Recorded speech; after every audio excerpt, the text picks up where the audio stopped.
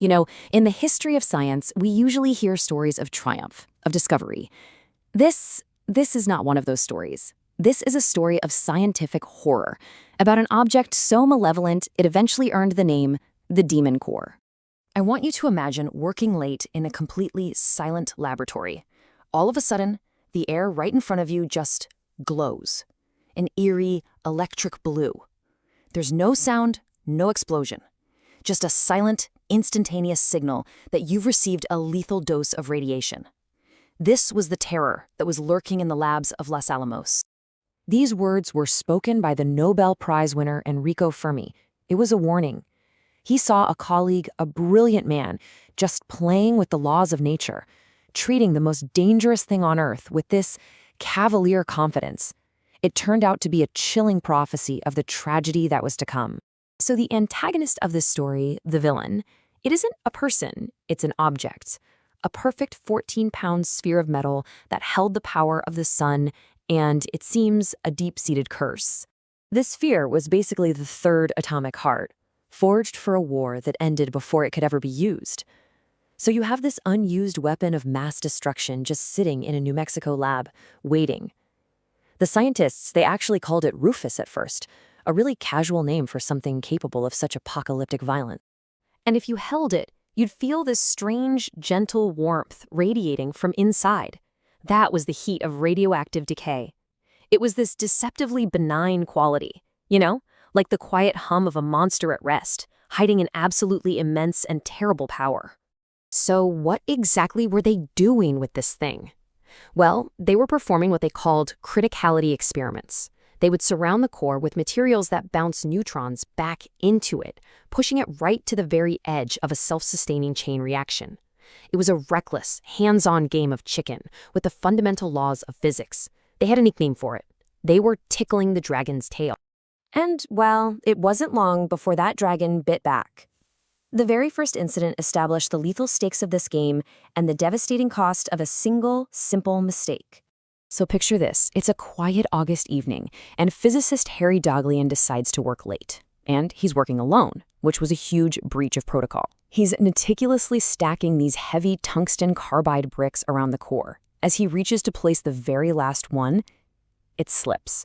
A nearly 10-pound block of metal falls, landing right on top of the core. And instantly, the air in the room ionized, glowing with that same silent, terrifying blue light. It was a massive burst of something called Cherenkov radiation, which is the light you get when particles literally travel through a medium faster than light itself can. The dragon was awake. Daghlian reacted on pure instinct, knocking the brick away to stop the reaction. But the damage was done. He felt a tingling in his hand that quickly became horrific blistering. His hand turned black as the radiation just burned through skin, muscle, and bone. He died 25 days later, in agony. And the most tragic part? His death served as no lesson at all. The experiments continued, and the man who took them over was Louis Slotin, a brilliant scientist who truly believed he had mastered the dragon. He was convinced he was just too skilled to make a mistake.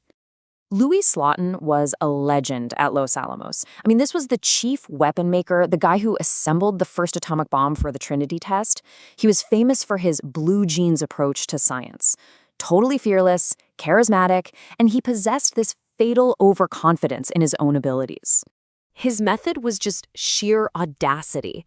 He got rid of the standard safety spacers and instead used a common flathead screwdriver. He'd lower a beryllium reflector shell over the core, propping it open with just the tip of the blade. Then, he'd wiggle it, listening to the Geiger counter shriek, judging that razor's edge between experiment and catastrophe by ear alone. For months, Slotin performed this high-wire act with no problems. But on May 21st, 1946, his luck and his time ran out. He was demonstrating his technique to 7 other scientists in the room. He'd done it dozens of times. But at 3:20 p.m., the screwdriver slipped. Just a fraction of an inch, that's all it took.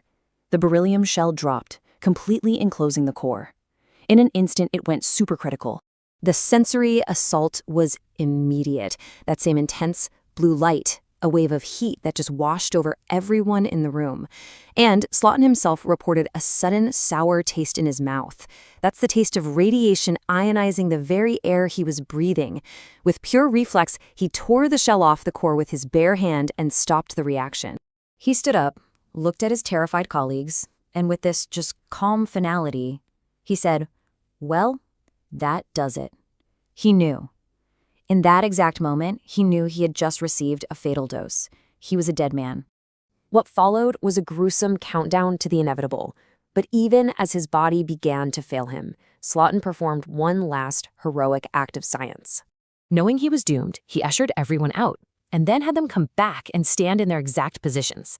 He drew a chalk map on the floor, and from this, he calculated the radiation dose that each person had received. The numbers confirmed his fate. 2100 rem, more than 4 times the lethal dose. But his calculations also showed something else. By being the closest, his own body had absorbed the brunt of the radiation. He had acted as a human shield, and he saved the lives of everyone else in that room. For the first couple of days, Slotin actually felt better. And this is a really cruel feature of acute radiation poisoning. They call it the walking ghost phase. The victim feels like they're recovering, but internally a catastrophic collapse is already underway. Their entire cellular machinery has been destroyed. By day 5, his immune system was completely gone. By day 7, the hand that had knocked away the shell was waxy and blue, with skin just sloughing off in sheets. By day 9, his internal organs were suffering from what doctors could only describe as a 3-dimensional sunburn. He mercifully fell into a coma and died. 2 brilliant lives lost to the exact same small sphere of plutonium. The Demon Core had claimed its final victim, but its legacy would change science forever. Slotin's death really was the end.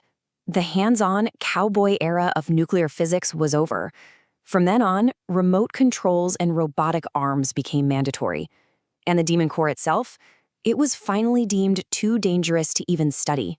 It was melted down, its cursed plutonium atoms repurposed and scattered across America's nuclear arsenal.